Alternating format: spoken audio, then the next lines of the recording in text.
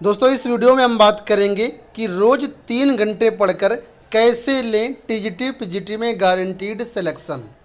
तो सबसे पहले तो यही एक प्रश्न उठता है कि क्या 3 घंटे पढ़ करके हम टीजीटी पीजीटी में अपनी जॉब पक्की कर सकते हैं। तो इसका आंसर है जी हाँ, बिल्कुल कर सकते हैं। लेकिन कैसे, इन 3 घंटों को किस तरीके से हमें डिवाइड करना पड़ेगा, इन 3 घंटों में क्या क्या चीज़ें हमें करनी पड़ेगी, क्या स्ट्रेटजी होनी चाहिए, क्या प्लानिंग होनी चाहिए, इस वीडियो में देखेंगे। तो वीडियो को आप लोग एंड तक पूरा देखिएगा, तभी सारी चीज़ें आपको समझ में आएंगी। ठीक है, तो सबसे पहले देखिए, टीजीटी पीजीटी हो या कोई भी अन्य एग्ज़ाम हो, आपको क्या क्या फॉलो करना पड़ेगा, क्या क्या फॉलो करना पड़ता है। और टीजीटी पीजीटी का जो एग्ज़ाम है अन्य एग्ज़ाम्स की अपेक्षा बिल्कुल अलग है। अलग क्यों, अभी मैं आपको बताऊंगा, बस आप वीडियो को एंड तक देखिएगा। दोस्तों देखिए, टीजीटी पीजीटी का जो एग्ज़ाम है इसमें सिर्फ और सिर्फ आपका सब्जेक्ट से रिलेटेड क्वेश्चंस ही आना है। कोई भी GK, GS, reasoning, current affair, numerical aptitude या टीचिंग एप्टीट्यूड, इस तरीके से कुछ भी नहीं आना है। सब्जेक्ट पर केवल आपको फोकस करना है। इस वजह से 3 घंटा प्रतिदिन आपके लिए पर्याप्त है। इसमें बढ़ाने की ज़रूरत नहीं है, ना ही कम करने की ज़रूरत है। अगर आपकी सामर्थ्य है, आपके पास टाइम है, तो 3 का 4 घंटा कर देंगे तो वो बहुत अच्छी बात। लेकिन मिनिमम आप 3 घंटे पढ़ करके भी यहाँ पर सिलेक्शन ले सकते हैं। ठीक है, तो कैसे लें, अब देखिए समझिए इस बात को। दोस्तों टीजीटी पीजीटी एग्ज़ाम में क्या है कि जिस सब्जेक्ट से आपने आवेदन किया सिर्फ वही आएगा। और आप सबसे पहले टीजीटी में जिस भी विषय से आवेदन किया या पीजीटी में जिस भी विषय से आवेदन किया उसका सिलेबस आप लोग डाउनलोड कर लीजिए और उसका प्रिंट आउट निकाल के अपने कमरे में लगा लीजिए।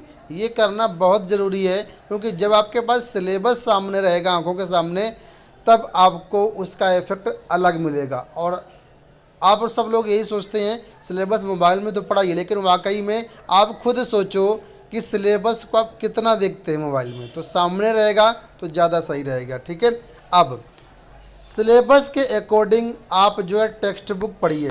प्रतिदिन जो 3 घंटे का मैं समय बता रहा हूँ उसमें मैं आपको यहाँ पर कह रहा हूँ कि आपको सिर्फ सिलेबस कितना पढ़ना है। सिलेबस पढ़ने के लिए आपको केवल 2 घंटे देना है, प्रतिदिन 2 घंटे। ठीक है, यहाँ पर मैं आपको एक चीज़ बताऊँगा, आपको प्रतिदिन पढ़ना है। प्रतिदिन का मतलब एक भी दिन गैप नहीं करना है, आपको कंसिस्टेंट होकर के पढ़ना है। ठीक है, कब तक पढ़ना है, जब तक एग्ज़ाम नहीं होता। तो मैं आपको बता दूं, यहाँ पर जो मैं आपको टाइम टेबल एक तरीके से बता रहा हूँ या गाइड कर रहा हूँ, ये मैं मान के चल रहा हूँ कि आपके पास केवल 90 दिन है। ये मैं मान के चल रहा हूँ कि आपका लास्ट अक्टूबर या स्टार्टिंग नवंबर में अगर एग्ज़ाम होता है तो आपके पास 90 दिन रहेगा। आप अपने सिलेबस को इस तरीके से प्रिपेयर करें कि 90 दिन के पहले ही, कम से कम नहीं तो 10 दिन पहले ही आपका जो है वो कवर हो जाए। अधिकतम 90 दिन आप मान सकते हैं। तो मैं अधिकतम लेकर अगर चलता हूँ तो ये मान लीजिए कि 90 गुणे 2 करते हैं प्रतिदिन, अगर आप 2 घंटे दे रहे हैं तो आपका 180 घंटे बनता है। ठीक है, और टीजीटी हो या पीजीटी, मुझे लगता है कि सभी विषयों का सिलेबस 180 घंटे में आराम से कवर हो जाएगा। ठीक है, और अगर किसी विषय में कवर नहीं होता है तो थोड़ा बहुत टाइम आप बढ़ा भी सकते हैं। 2 घंटे का 2.5 घंटा कर सकते हैं, 3 का 3.5 कर सकते हैं, उसमें कोई बहुत बड़ी बात नहीं है। तो 2 घंटे आप अपने सिलेबस को दें लगातार। ऐसा डिवाइड करें टाइम को कि कम से कम 10 से 15 दिन पहले आपका जो सिलेबस है पूरा ख़त्म हो जाए और आपको 15 दिन कम से कम रिवीजन का समय मिल जाए।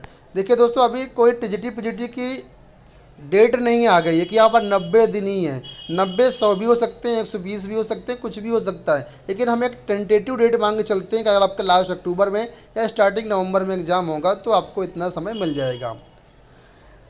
एक बात और समझ लीजिए कि प्रतिदिन 5-6 घंटा पढ़ना उतना ज़रूरी नहीं है जितना आपका पढ़ना कंसिस्टेंट होकर के और रेगुलर पढ़ना है। तो आपकी स्टडी में कंसिस्टेंसी होनी चाहिए, रेगुलर आपको पढ़ना पड़ेगा 3 घंटा जो मैं बता रहा हूँ। ठीक है, तभी आगे सारी चीज़ें क्लियर होगी आपकी।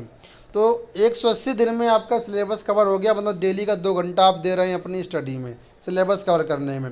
इसके बाद जो आपका 1 घंटा बचा, उस 1 घंटे में आप क्या कर सकते हैं, प्रैक्टिस कर सकते हैं। ठीक है, प्रैक्टिस कर सकते हैं।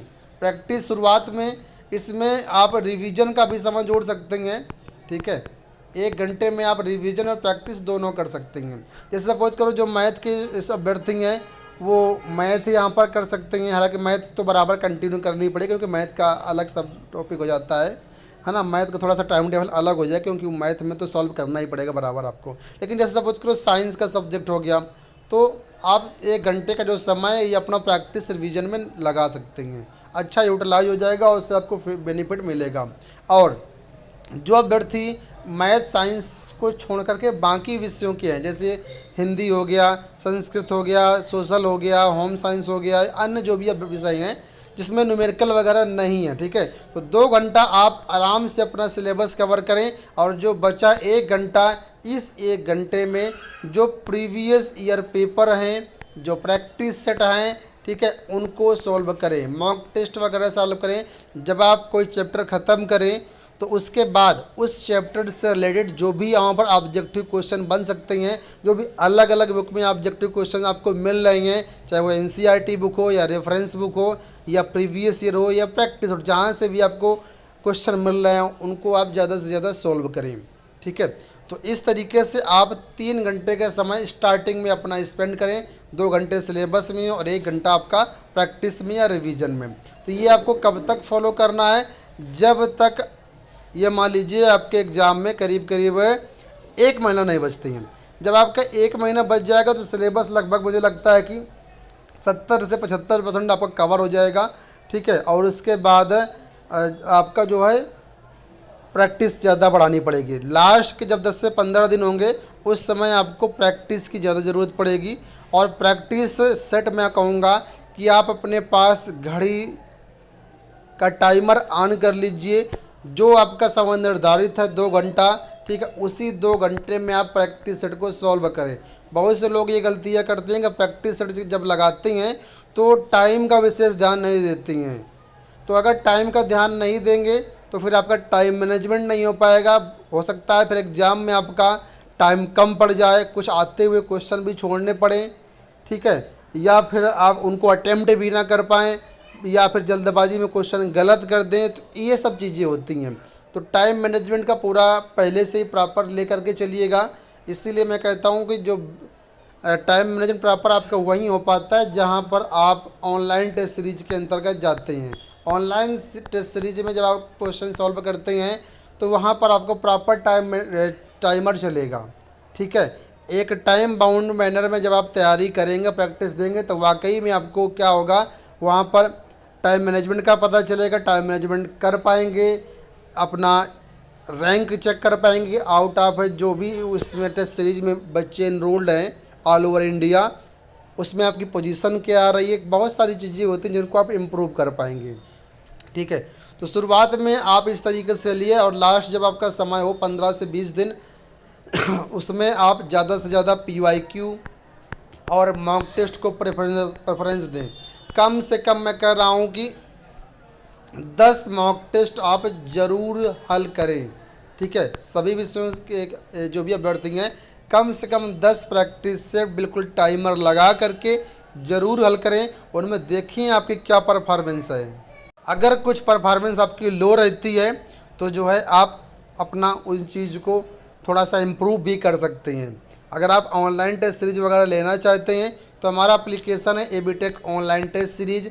वहाँ पर आपको कई विषयों की टीजीटी पीजीटी की ऑनलाइन टेस्ट सीरीज मिल जाएगी। डिस्क्रिप्शन बॉक्स में लिंक दिया गया है, आप चेकआउट कर लीजिएगा।